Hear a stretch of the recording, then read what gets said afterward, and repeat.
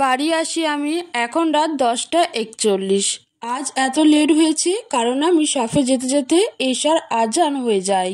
আর এশার নামাজ পড়ে কেক রেডি করে কেক ডেলিভারি দিয়ে বাড়ি আসি। তবে 8টার সময় রোজাকে কল করে বলে দিয়েছি যে আমি দেরিতে আসব, তাই আর আম্মু চিন্তা করবেন না। লিভিং রুম অন্ধকার দেখলাম, মানে সবাই নিজ নিজের রুমে ঘুমিয়ে গেছেন হয়তো। আমি দীর্ঘশ্বাস ফেলে রুমের দিকে অর্থাৎ রেজওয়ানের রুমের দিকে আসি। ধীরে ধীরে দরজা খুলি।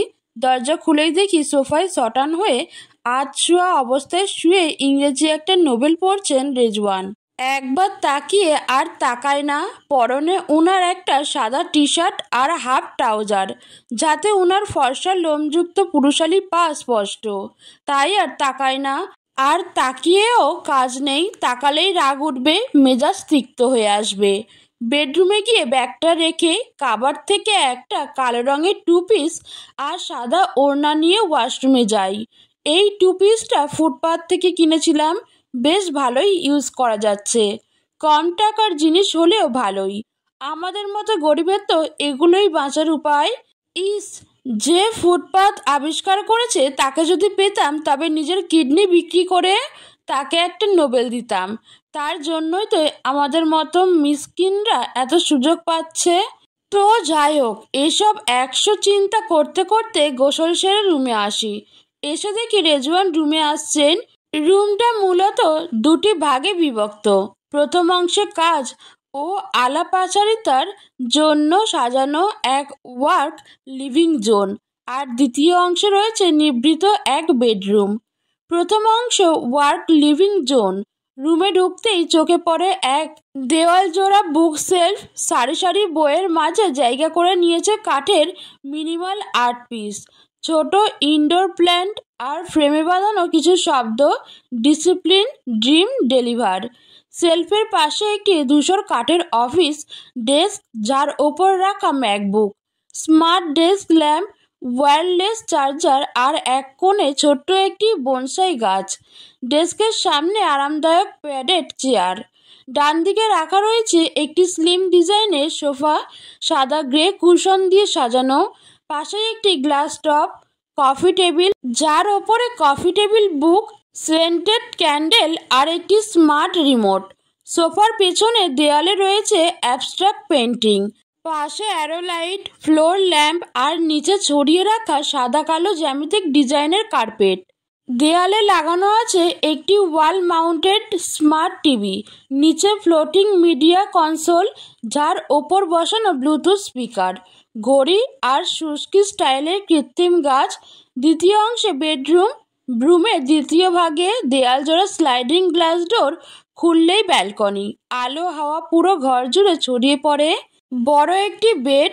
বেডটি ওয়ালনাট কাঠের বডিতে, সাদা আর শ্যাম্পেইন বেডশিটে মোড়া, লেয়ার্ড অফ কুশনে সাজানো। বেডের দুপাশে নাইট স্ট্যান্ড, একটিতে স্মার্ট অ্যালার্ম ক্লক, আরেকটিতে মরক্কান হ্যাং ল্যাম্প। হেডবোর্ডে built in reading light fit করা। বোর্ডের ঠিক সামনে রাখা ছোট্ট একটি 2 সিটের অক্সফোর্ড চেয়ারের সেট, সঙ্গে গোল কাঠের কফি টেবিল। তার ওপর রাখা রয়েছে হালকা সবুজ কাঁচের টেরারিয়াম, ছোট্ট একটা নোটবুক আর পেন। এক কোণায় ফুল লেন্থ আয়না, পাশে ফ্লোর স্ট্যান্ডিং প্ল্যান্ট। আরেক কোণায় লাগানো রয়েছে একটা স্মার্ট ডিফিউজার। মাঝে মধ্যে ঘর জুড়ে ছড়িয়ে পড়ে ল্যাভেন্ডার বা স্যান্ডালউডের গন্ধ। রুমের মধ্যে আছে বড় কাঠের দরজা, তা খুললেই করিডোর। করিডোরের ডান পাশে মডার্ন টাইলসে করা গ্লাস সেপারেটেড ওয়াশরুম। বাঁ পাশে একটি অন্য রুম, সম্ভবত ক্লোজেট বা কাপড় রাখার ঘর। দরজায় ইনস্টল করা মোশন সেন্সর লাইট ভেতরে যায়নি এখনো। রেজওয়ানের রুমে অতিরিক্ত স্মার্ট ফার্নিচার হলো Google home, Amazon Alexa system. Smart Blinders আলোর সাথে সাথে নিজে থেকেই ওঠানামা করে। Mode based ambient lighting, artificial rain sound system. ঘুমের জন্য রেজওয়ান যেই না রুমে পা ফেলে সামনে তাকায় তো স্তব্ধ হয়ে যায়। কালো রঙের কামিজে ভেজা কালো আর লালচে কুকরানো চুলে অপার স্নিগ্ধ লাগছে নুজাকে। চোখ মুখ বেয়ে পানির ফোঁটা পড়ছে, মনে হচ্ছে পানির ফোঁটাগুলো সুন্দর হয়ে গেছে নুজার দুধে আলতা গায়ের রঙের কাছে। চোখের পাপড়ি ভিজে আছে, চোখগুলো কখনো সবুজ মনে হচ্ছে, আবার নীল, আবার বাদামি। সঠিক রংটা ধরা মুশকিল। ওড়নাটা বুকে জড়ানো, গলা থেকে কিছুটা সরে গেছে, যার ফলে নুজার গলায় যে পানি মুক্তার মতো লেগে আছে তাও স্পষ্ট দেখতে পাচ্ছে রেজওয়ান। এই মুহূর্তে এই নারীকে যে দেখবে সে একবারও বলবে, আল্লাহ কোনো কিছুর কমতি রাখেনি, আলহামদুলিল্লাহ। রেজওয়ান ঠায় দাঁড়িয়ে নুজার দিকে এক দৃষ্টিতে তাকিয়ে থাকে। রেজওয়ান কিছু সময়ের জন্য বাস্তবতা ভুলে গিয়ে নুজার সৌন্দর্যে হারিয়ে গেছে। রেজওয়ান অবাক হয়ে আমার দিকে তাকিয়ে আছেন, আমিও তাকিয়ে আছি। কেন তাকিয়ে আছেন বুঝতে চেষ্টা করছি। আমায় কি কিছু বলবেন, বকবেন?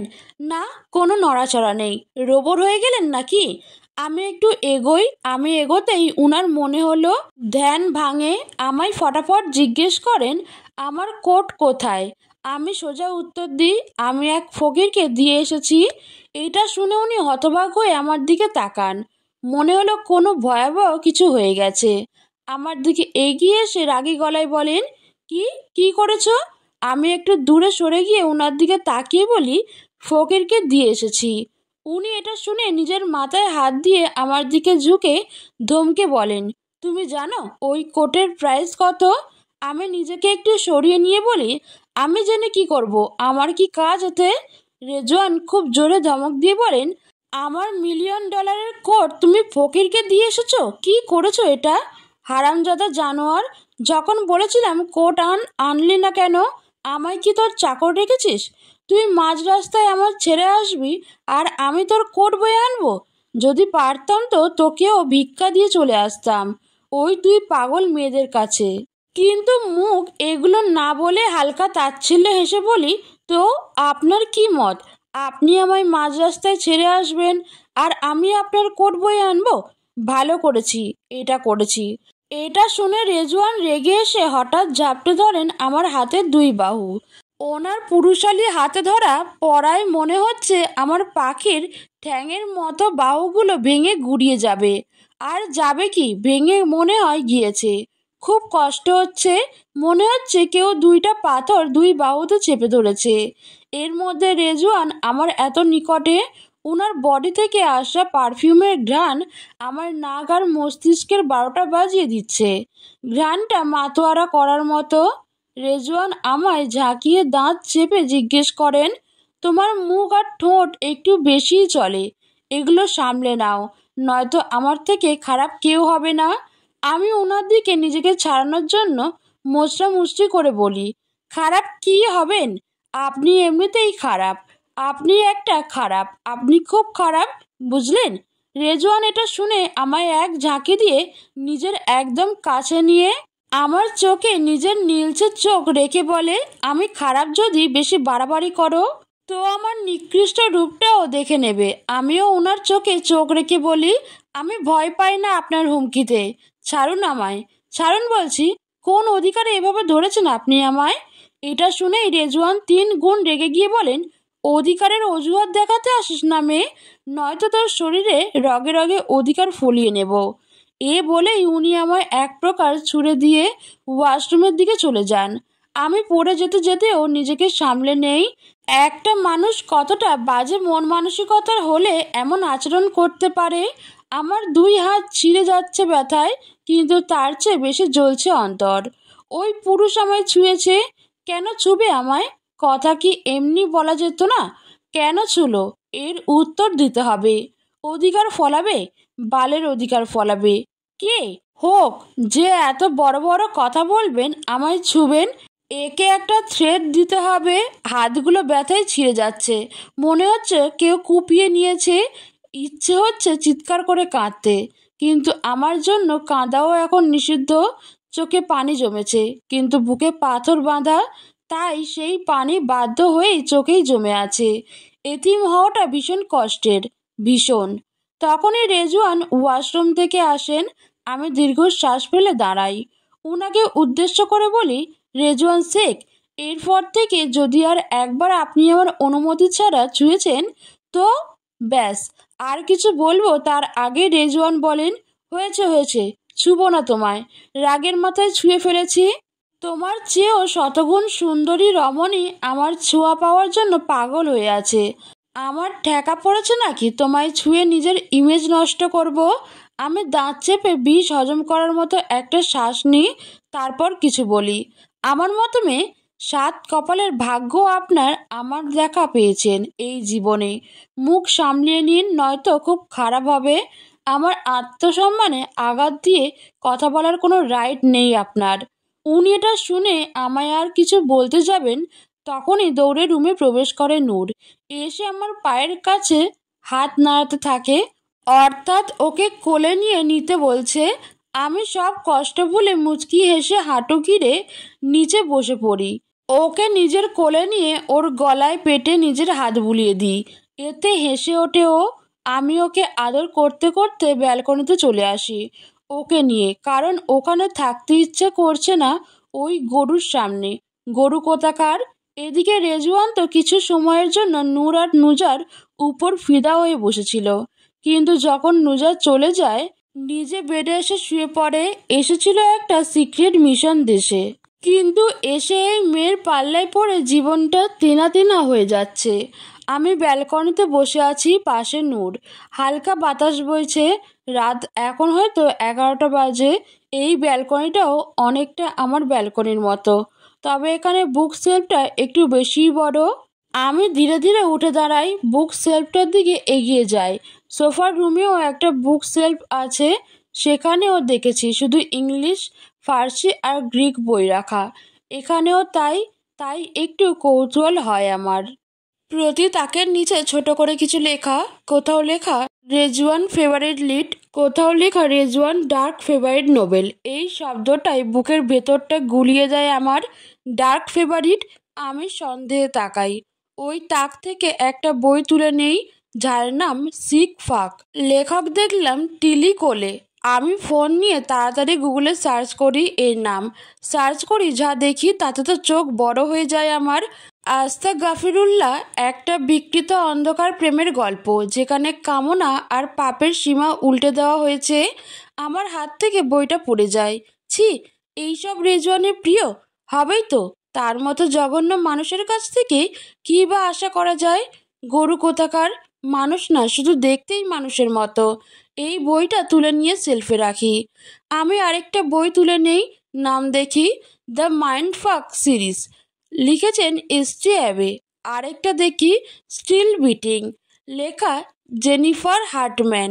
এগুলো রেজওয়ানের প্রিয় নোবেল। এই সবগুলোই ভয়াবহ নোবেল। এগুলো পড়ে এই লোক! ছ্যাঃ, কি অসভ্য! আমি যত খুশি ততই ভয়ানক নিষিদ্ধ উপন্যাস চোখে পড়ছে। এগুলো সম্পর্কে গুগলে জানার পর আমার বুক ধুকপুক করে। মনে হয় হার্ট অ্যাটাক করতে বসেছি। আমি আরেকটা বই নিয়ে যাব, তখনই রেজওয়ান ব্যালকনিতে এসে দাঁড়ায়। আমি বুঝতে পারি উনার উপস্থিতি, তাই ঘাড় ঘুরিয়ে তাকাই। উনি বাঁকা চোখে বুকে হাত গুজে আমার দিকে তাকিয়ে আছেন। আমি এক নজর পরখ করি ওনার। সত্যি রেজওয়ান শেখ সুদর্শন একজন পুরুষ। ফর্সা রং, ক্লিন শেভ। রেজওয়ানের চোখ দুটো না, ওগুলো কেবল চোখ নয়, ওগুলো সেই রকম এক হ্রদ, যার পানি গোপনে হাহাকার করে। উনার নীলাভ ছায়ায় ভরা দৃষ্টিতেই একটা নির্লিপ্ততা আছে, আবার ঠিক সেই নির্লিপ্তর আড়ালে লুকিয়ে আছে অদ্ভুত এক কোমলতা, যেটা উনি কাউকে দেখান না। উনার ঠোঁট হালকা বেঁকে থাকে, কখনো ব্যঙ্গ, কখনো অবহেলা, আবার কখনো অপূর্ব এক লজ্জার হাসি নিয়ে। কপালের ওপর এলোমেলোভাবে পড়ে থাকা চুলগুলোতে আরো সুন্দর লাগছে উনার। হাসলে গালে অল্প টুল পড়ে। সত্যি বলতে রেজওয়ান আমার কাছে কখনো আগুন, কখনো বরফ। এমন একজন যার ঠান্ডা চাহনিও গলা শুকিয়ে দিতে পারে, আবার এক ঝলক হাসি মানেই শিরা উপশিরায় ঢেউ দিতে পারে এক ঢাল বৃষ্টির। আমায় নিজের দিকে তাকাতে দেখে ডেভিল স্মাইল দিয়ে বলেন, এগুলো তুমিও পড়নি স্যাডোজো? স্যাডোজো? এইটা শুনে আমি তড়িৎ গতিতে বলি, এইসব ফালতু নামে আমায় একদম ডাকবেন না।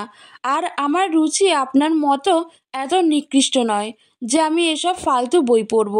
রেজওয়ান এটা শুনে আমার দিকে 2 কদম এগিয়ে এসে বলেন, আমি তোমায় স্যাডোজোই ডাকবো। কি করবে তুমি? আর এইসব উপন্যাসের মজা তুমি বুঝবে না, আমি বুঝবো না। গরু কোথাকার। আমি দাঁতে দাঁত চেপে বলি, স্যাডোজো ক্যাডোজো মানুষ তার বউ বা প্রেমিককে ডাকে। আমি তো আপনার বউ না, প্রেমিকাও না, যে এসব ফালতু নামে আমায় ডাকবেন। এটা শুনে রেজওয়ান শয়তানি হাসি দিয়ে বলেন, আমি রেজওয়ান শেখ, একটু ডিফারেন্ট। সবাই নিজের প্রিয়জনকে এরা ডাকে, আমি না হয় শত্রুকে ডাকলাম। আমি ওনার শত্রু? হ্যাঁ, এটাই তো। উনি এটাই বললেন, কিন্তু তারপরও আমি ভ্রুকুচকে জিজ্ঞেস করি, আমি আপনার শত্রু? উনি ডোন্ট কেয়ার ভাব নিয়ে বুক সেলফের দিকে এগিয়ে আস্তে আস্তে বলেন, অবভিয়াসলি তুমি আমার শত্রু। শুধু শত্রু নয়, ঘোর শত্রু, বুঝলে? আমি দীর্ঘশ্বাস ফেলি। উনি আমায় শত্রু মনে করেন? কেন মনে করেন? কি ক্ষতি করেছি আমি ওনার? এটা ভেবে চারিদিকে তাকাই। তখনই বুক সেলফের এক কর্নারে চোখ যায়, যেখানে নীল রঙের লাইট বসানো আর মাই ফল্ট মুভির ছোট্ট একটা ফ্রেম রাখা, যার উপর বড় করে লেখা রেজওয়ান ফেভারিট মুভি। ছি ছি, আমি চোখ ঘুরিয়ে নিই। আমায় নাক ছিটকাতে দেখে উনি মনে হয় বুঝে যান, তাই আমায় বলেন, এই যে এত নাক ছিটকিও না, ওটা আমার ফেভারিট। আর আমি নিজের ফেভারিট কিছু নিয়ে ট্রোল একদম লাইক করি না। আমি ওনার দিকে তাকিয়ে বলি, হ্যাঁ, ফেভারিট হবেই তো। ওই মুভির নায়কের মতোই তো আপনি, যেমন দেখতে তেমন চরিত্রে। রেজওয়ান কিছুটা ওই নায়কের মতোই। রেজওয়ান এটা শুনে অবাক হয়ে বলেন, ওয়েট ওয়েট, তুমি কিভাবে ওর চরিত্র সম্পর্কে জানলে? তার মানে তুমিও দেখেছো তো? এ বলে ইউনি ঠোঁট কেটে হেসে দেন। আমি বেশ লজ্জায় পড়ে যাই। আসলে আমি এটা দেখিনি, রোজা আর মাইসার কাছ থেকে শুনেছি। আমি জোর গলায় বলি, আ আমি দেখিনি, আমি রিলসে দেখেছি একটা পার্ট। রেজওয়ান এটা শুনে আমায় বলেন, ওরে ব্রিটিশের বাচ্চা রে, যেমন দেখতে ব্রিটিশদের মতো, বুদ্ধিও তাদের মতো। এইটা শুনে আমার গা পিত্তি জ্বলে ওঠে। আমি টাস করে উঠে বলি, আমি ব্রিটিশদের মতো দেখতে, কিন্তু আমি একজন খাঁটি বাঙালি। আর আমায় অপমান করার আগে নিজেকে একবার আয়নায় দেখুন। আপনি কোন দিক দিয়ে বাঙালি? ভুলে যাবেন না, আপনার বাবা একজন মার্কিন, আর আপনিও দেখতে মার্কিনদের মতো, আর চরিত্রেও। এটা শুনে রেজওয়ান একটু ভাব নিয়ে বলেন, তার মানে তুমি আমায় ইনডিরেক্টলি হ্যান্ডসাম বলছো? আরে হ্যাঁ, এটাই তো বলছি। কথা বলতে বলতে সত্যটা বলে দিচ্ছি। কিন্তু না, সত্য বলা যাবে না, কথা ঘোরাতে হবে। তাই বলি, ইনডিরেক্টলি বলার কি, আপনি তো এমনিতেই হ্যান্ডসাম।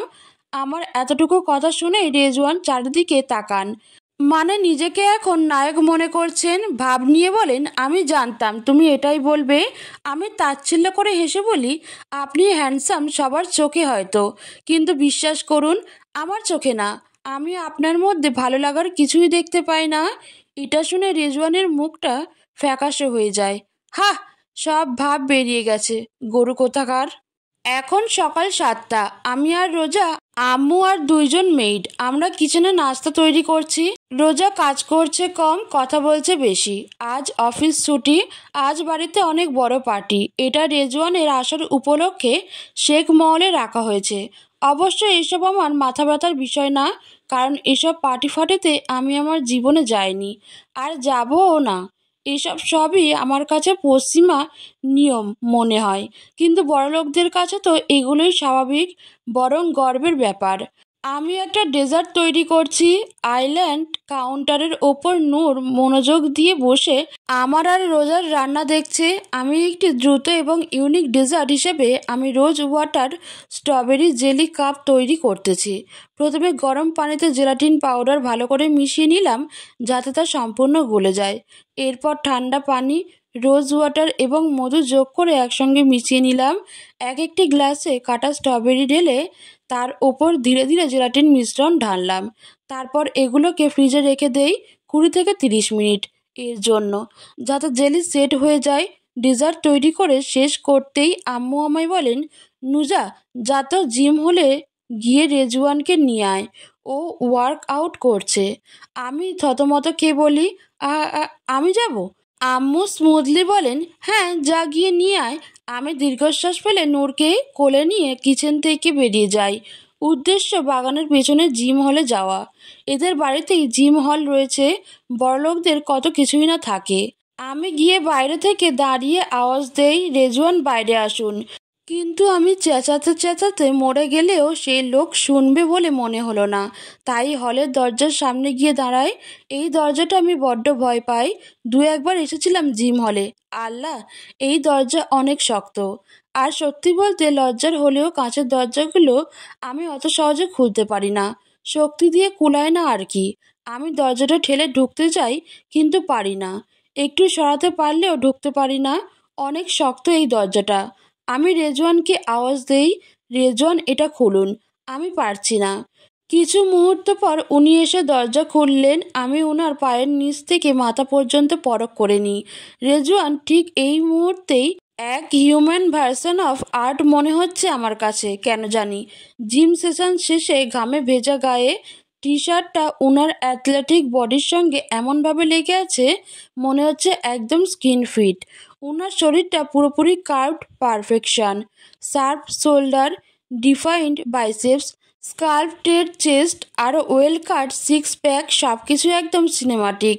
পেশিগুলোর ভেতর দিয়ে টান টান শক্তির একটা প্রবাহ বইছে, যেটা আমার চোখ আটকে রাখে। ঘামের চিকচিকে ঝিলিক জাওলাইন থেকে ঘাড় বেয়ে গড়িয়ে পড়া ছোট্ট এক ফোঁটা পানি, সবকিছু মিলিয়ে ওনাকে দেখে মনে হয় ভিজুয়াল কোনো স্লো মোশন ড্রিল চলছে আমার চোখের সামনে।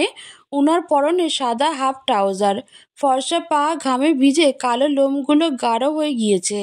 ফর্সা একদম ক্লিন শেভ করা মুখটা অল্প লালচে হয়ে আছে ওনার। ওনার নীলচে চোখে হালকা ক্লান্তি, কিন্তু সেই দৃষ্টিতে এক ধরনের রাফ চার্ম। উনি শুধু হ্যান্ডসাম না, হি ইজ ডেঞ্জারাসলি ম্যাজেন্টিক।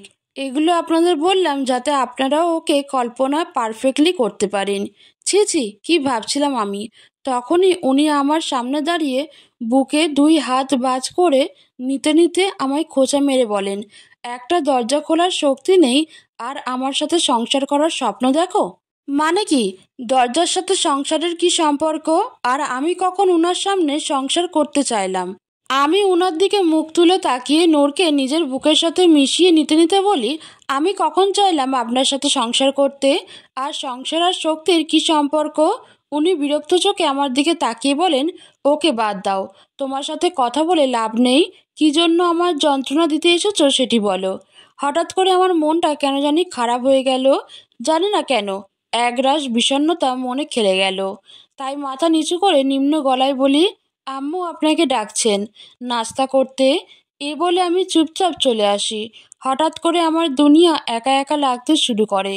মনে বারবার উকি দিতে থাকে একটি কথা, আমি এক চুক্তিতে আছি এই বাড়িতে। আমি চুক্তির মতো তুচ্ছ, আমার যাওয়ার কোনো জায়গা নেই। আমি এতিম, আমি একা। জানেন, এই পৃথিবীটা বড্ড কঠিন, আর তা আমার মতো একা মানুষের জন্য দ্বিগুণ কঠিন। আমি জীবনে চলার পথে তা হাড়ে হাড়ে টের পাচ্ছি।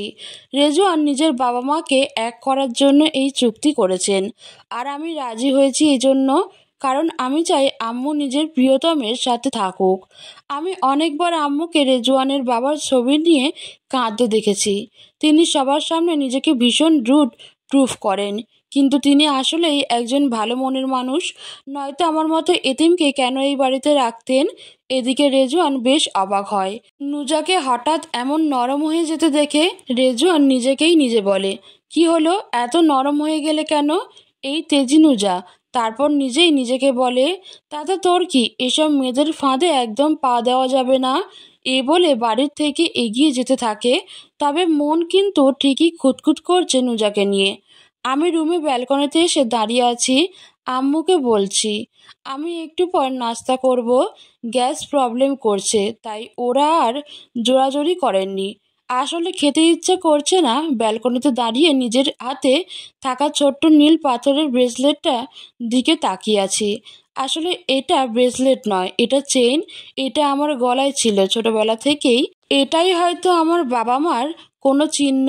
এখন গলায় হয় না, তাই হাতে পড়ি। আমার খুব জানতে ইচ্ছে হয় কারা আমার বাবা মা। কেন রেখে গেলেন আমায় এতিমখানায়? যখন আমায় লালন পালন করতেই পারবেন না, তখন কেন এনেছিলেন এই নিষ্ঠুর দুনিয়ায়? আমি এমন কেন ভাবছি? এমনও তো হতে পারে যে আমার বাবা মা নিরুপায় হয়ে আমায় এতিমখানায় দিয়েছে। হতেও তো পারে, তাই না? মানে আমি নিজের মনকে যা পারছি তা দিয়ে বুঝ দিচ্ছি, কিন্তু অশান্ত অবাধ্য মন কিছুই বুঝে না। রেজওয়ান টেবিলে এসে নুজাকে দেখতে না পেয়ে আরও অবাক হয়। কি হলো মেয়েটার? রেজওয়ানের মন চায় রোজা কিংবা রাজিয়াকে জিজ্ঞেস করতে নুজা কোথায়, কিন্তু মস্তিষ্ক চায় না। মস্তিষ্ক বারবার বলে এসব নিয়ে ভাবার দরকার নেই, ওই মেয়ে তোর কেউ না। রেজওয়ান আর জিজ্ঞেস করে না, চুপচাপ খেতে থাকে। রেজওয়ান নুজার তৈরি করা ডেজার্টটা খায়, খেয়ে নিজের মনে এক গাদা প্রশংসা করে নেয়। মনে মনে ভাবে এটা হয়তো ওর আম্মু বানিয়েছে। আমি আগের মতোই দাঁড়িয়ে আছি ব্যালকনিতে, আকাশের দিকে তাকিয়ে নিজেকে বোঝাচ্ছি এত দুর্বল হলে চলবে না। এই দুনিয়ায় দুর্বলরাই নিন্দার শিকার হয়। আর নিজেকে দুর্বল ভাবছি কেন? আমার আল্লাহ তো আছেন। সব দরবারের দরজা আমার জন্য বন্ধ হলেও উনার দরবারের দরজা কখনোই বন্ধ হবে না। তবে এত চিন্তা কিসের? ঠিক তখনই পেছন থেকে আফসোসের সুরে রেজওয়ান হেয়ালি করে বলেন, ইস গো নুজা, তুমি নাস্তা করলে না? আজ আম্মু একটা ফ্যান্টাস্টিক ডেজার্ট তৈরি করেছে। এই তো বিপদ এসে গেছে। যেই না নিজেকে একটু স্বাভাবিক করতে চাচ্ছি তখনই বিষের হুল ফুটিয়ে দিল। এটা কি আদৌ মানুষ? ও সরি, ভুলে গেছি, দেখতে মানুষের মতো কিন্তু স্বভাব আচরণ সব গরুর মতো। নুজা এভাবে উচ্চারণ করলো কেন? একসাথে নুজা বলা যায় না? আমার নামটাও ব্যঙ্গ করছে এই অমানুষ। আমি ধীরে ধীরে ঘাড় ঘুরিয়ে তাকাই ওনার দিকে, তারপর মেকি হেসে বলি, ওই ডেজার্টটা আমি তৈরি করেছি। এটা শুনে রেজওয়ান থতমত খেয়ে যান। কিছু বলতে যাবেন, কিন্তু আমি তার আগেই চলে আসতে নেই, কিন্তু পারি না। উনি আমার হাত টেনে ধরেন। নিজের হাতে উনার স্পর্শ পেয়ে গা পিত্তি জ্বলে ওঠে আমার। চোখ বড় বড় করে তাকাই উনার দিকে, তারপর হাত ধরা উনার হাতের দিকে। উনি আমার জিজ্ঞাসু দৃষ্টিতে তাকিয়ে বলেন, কি হয়েছে তোমার? হঠাৎ এমন করছো কেন? এই লোক এমন প্রশ্ন করছে কেন? কিন্তু এসবের উত্তর না দিয়ে আমি দাঁত চেপে বলি, কতবার বলবো আমায় টাচ করবেন না? কেন যখন তখন আমার অনুমতি ছাড়া আমায় ছোবেন? আমি এটা বলতেই উনি ও সরি সরি বলতে বলতে আমার হাত ছেড়ে দেন। আর হঠাৎ ছেড়ে দেওয়ায় আমি ব্যালেন্স রাখতে পারি না, আর তার ফলে ধপাস করে নিচে পড়ে যাই। পড়ে গিয়ে প্রচণ্ড ব্যথা পাই কোমরে আর পিঠে। পড়ে গিয়ে তো আমি স্তব্ধ হয়ে পড়ে থাকি। কি হলো? এই লোকটা এত খারাপ কেন এমন করলো? আমি দাঁত চেপে নিজের কোমর এক হাতে ধরে উনার দিকে মুখ তুলে তাকিয়ে বলি, আমায় ফেলে দিলেন কেন? উনি মুচকি হেসে আমার সামনে বসে ফিসফিসিয়ে বলেন, তুমিই তো বলেছিলে টাচ না করতে, তাই টাচ করিনি। আমি ব্যথা ভরা চোখে উনার নীলচে চোখের দিকে তাকিয়ে বলি, আপনি এমন কেন রেজওয়ান? আপনি এমন কেন রেজওয়ান? নুজার এই প্রশ্নটা ধড়াক করে বিঁধে রেজওয়ানের বুকে। কিছু সময় স্তব্ধ হয়ে তাকিয়ে থাকে সে নুজার দিকে, কিন্তু তারপর আর কিছু না বলে চুপচাপ উঠে দাঁড়ায় এবং রুমের দিকে যেতে যেতে বলে, আমি এমনি। আমার স্যাডোজো স্যাডোজো ব্যাডোজো বলে চলে যান উনি রুমে, আর আমি পড়ে থাকি। এতটা নিমহারাম আমি জীবনেও দেখিনি। ঠিক কতটা খারাপ হলে মানুষ এমন আচরণ করে। আমি ধীরে ধীরে মেঝেতে দুই হাতে ভর করে উঠে দাঁড়াই। ব্যথায় কোমরের জোড়া খুলে গিয়ে লেগে গেছে। ধীরে ধীরে খুঁড়িয়ে খুঁড়িয়ে রুমে এসে সোফায় বসি। বিশ্বাস করুন আমার খুব কষ্ট হচ্ছে। মনে হচ্ছে মেরুদণ্ডের হাড়টাই যেন ভেঙে গেছে।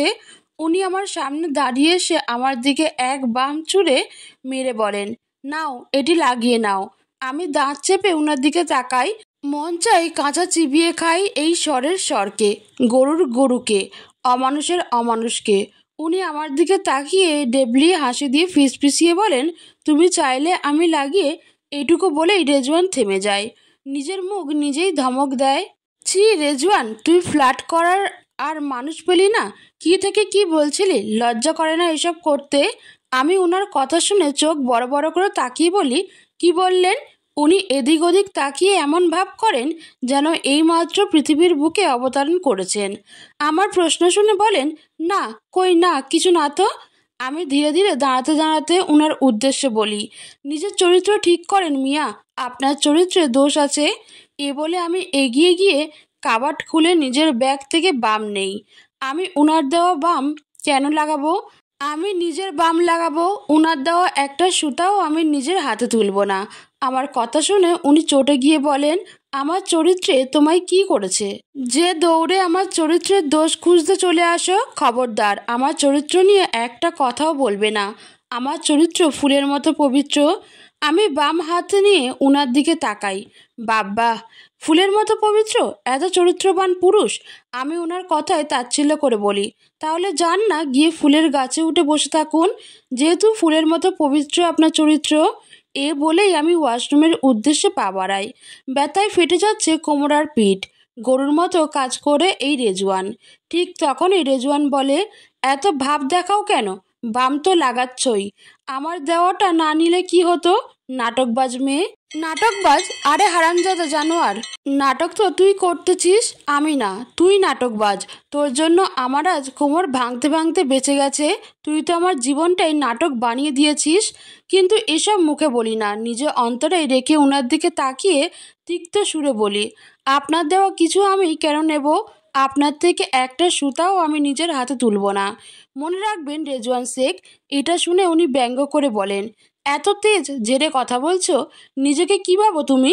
আমি করিডোরের দরজা খুলতে খুলতে ওনার পানে তাকিয়ে শান্ত গলায় উত্তর দেই, নিজেকে আমি মিস বাংলাদেশ ভাবি।